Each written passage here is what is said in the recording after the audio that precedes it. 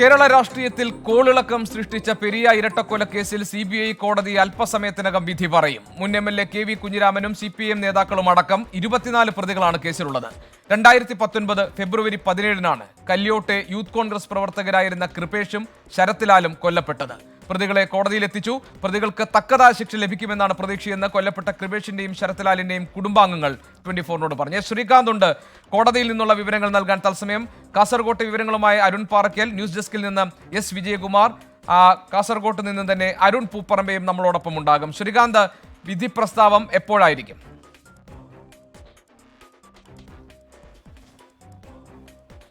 ഗോപി, നിലവിലിപ്പോൾ ഈ case Periya ഇരട്ടക്കൊലപാതക case കോടതി പരിഗണിച്ചു തുടങ്ങിയിട്ടുണ്ട്.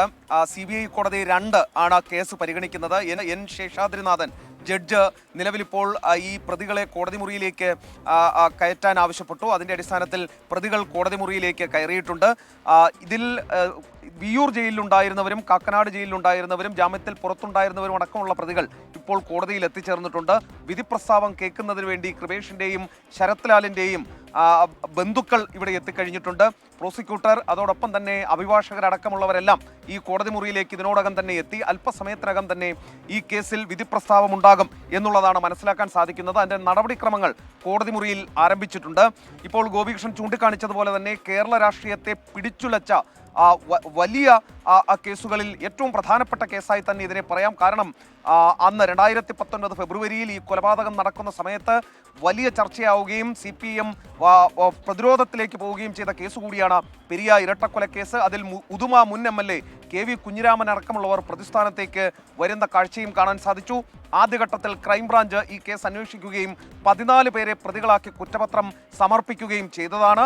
പക്ഷേ ആ കേസ് അട്ടിമറിക്കപ്പെടുന്നു പോലീസിൻ്റെ, സംസ്ഥാന സർക്കാരിൻ്റെ ഇടപെടലിൽ എന്ന് മനസ്സിലാക്കി ഈ കൃപേഷിൻ്റെയും ശരത്ലാലിൻ്റെയും ബന്ധുക്കൾ, മാതാപിതാക്കൾ നേരെ കോടതിയിലേക്ക് CBI അന്വേഷണം ആവശ്യപ്പെട്ട നീങ്ങി.